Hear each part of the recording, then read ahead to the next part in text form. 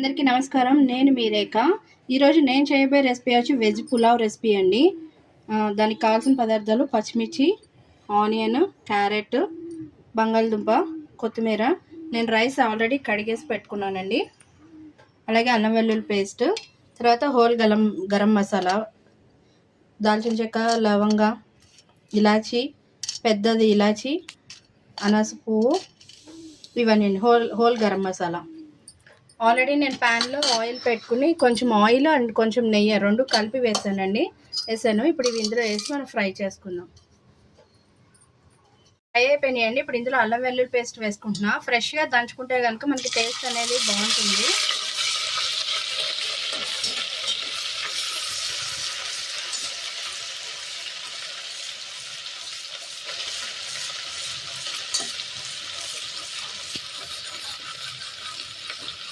ఇది మనకి అడుగంటకుండా మాడకుండా ఇట్లా ఫ్రై చేసుకోవాలండి.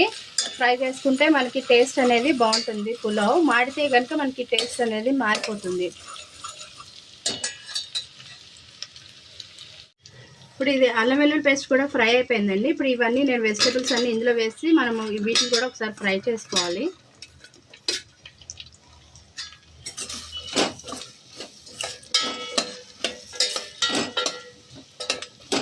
ఇవన్నీ కొంచెం మనకి పచ్చివాసన పోయి కొంచెం మెత్తబడేదాకా వెజిటబుల్స్ అనేవి ఫ్రై చేసుకోవాలి.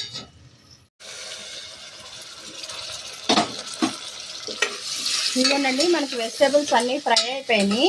ఇప్పుడు ఇందులో నేను 1.5 గ్లాస్ రైస్ తీసుకున్నానండి. దానికి 3 గ్లాసెస్ వాటర్ పోస్తున్నాను.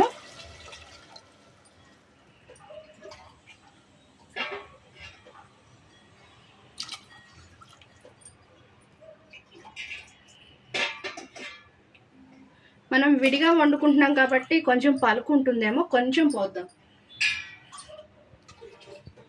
జస్ట్ కొద్దిగా పోస్తున్నాను.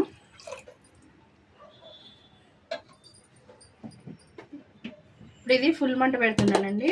పెట్టేసి రుచికి సరిపడినంత సాల్ట్ వేస్తున్నా. తర్వాత మనం ఇందులో రైస్ వేసుకుని నార్మల్గా మనం రైస్ ఎట్లా కుక్ చేసుకుంటామో అట్లా కుక్ చేసుకుంటే సరిపోతుంది. మన పులావ్ అనేది ఈజీగా రెడీ అయిపోతుంది. ఇందులోకి పెరుగు చట్నీ, ఆలు కుర్మా, పన్నీర్ కర్రీ ఏదైనా మనం తిన్నా కూడా టేస్ట్ అనేది బాగుంటుంది. ఇది ఇప్పుడు వాటర్ మనకి బాయిలింగ్కి రావాలండి. బాయిలింగ్కి వచ్చాక మనం రైస్ వేసి ఉడికిద్దాం.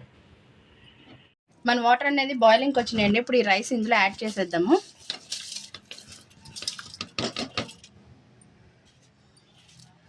యాడ్ చేసేసి ఇప్పుడు మనం దీన్ని రైస్ మనకి ఉడికేదాకా కుక్ చేసుకోవాలి అంతే.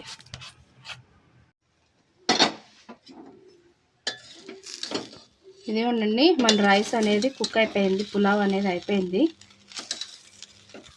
అంతేనండి. దీన్ని ఆలు కుర్మాతో కానీ రైతాతో కానీ సర్వ్ చేసుకుంటే మనకి టేస్ట్ అనేది చాలా బాగుంటుంది. ఇది ఉండండి, ఎంతో టేస్టీగా ఉండే వెజ్ పులావ్. దాంట్లో ఆలు కుర్మా నేను ఆల్రెడీ చేసేసాను. ఈ రెసిపీ మీకు మళ్ళీ నేను ఇంకోసారి చేసి చూపిస్తానండి. అండ్ రైతా రెడీ అయిపోయినాయి. ఈ వీడియో కనుక మీకు నచ్చినట్లయితే లైక్ చేయండి, షేర్ చేయండి, కామెంట్ చేయండి. రేఖా రవీస్ కిచెన్ ఛానల్ సబ్స్క్రైబ్ చేయండి. Thank you for watching.